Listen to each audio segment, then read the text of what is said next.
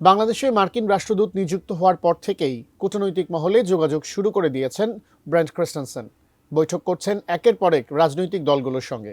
প্রধান উপদেষ্টা ডক্টর মোহাম্মদ ইউনূসের পর এবার প্রধান নির্বাচন কমিশনার নাসির উদ্দিনের সঙ্গেও বৈঠক করেছেন তিনি।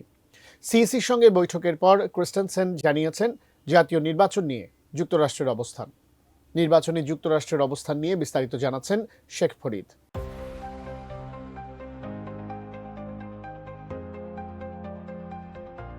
বাংলাদেশের ত্রয়োদশ জাতীয় সংসদ নির্বাচনে যুক্তরাষ্ট্রের অবস্থান কি হবে তা নিয়ে এবার স্পষ্ট বার্তা দিয়েছেন ঢাকায় নতুন নিয়োগ পাওয়া মার্কিন রাষ্ট্রদূত ব্রেন্ট ক্রিস্টেনসেন।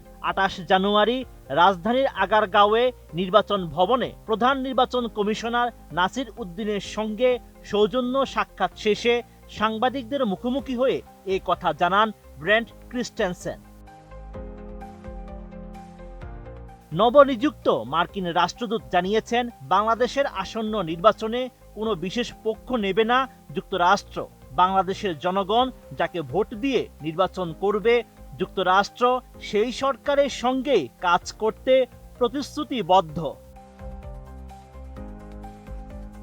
মার্কিন কূটনীতিক আরও জানান, নির্বাচনের ফলাফল নির্ধারণ করার অধিকার একমাত্র বাংলাদেশের জনগণের এবং শুধু বাংলাদেশের জনগণেরই। বাংলাদেশের জনগণ যাকে তাদের প্রতিনিধি হিসেবে নির্বাচিত করবেন, ওয়াশিংটন সেই সরকারের সঙ্গেই কাজ করতে প্রস্তুত। ফিনিশ আপনার ঘরবাড়ি ও আঙ্গিনার সকল কীটপতঙ্গ ধ্বংস করে। ব্রেন্ট ক্রিস্টেনসেন জানান, 12ই ফেব্রুয়ারি নির্বাচন নিয়ে তিনি খুবই আগ্রহী। তিনি এই নির্বাচনের অপেক্ষায় আছেন এবং এর ফলাফল দেখার জন্য মুখিয়ে রয়েছেন।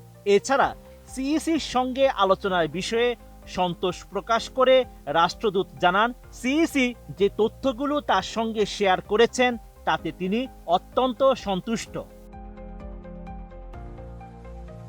মার্কিন রাষ্ট্রদূত আরও জানান, গত সপ্তাহে যখন তিনি প্রধান উপদেষ্টার সঙ্গে সাক্ষাৎ করেছেন, তখন ডক্টর ইউনূস তাকে বলেছিলেন নির্বাচনের দিনটি একটি উৎসব মুখর দিন হবে।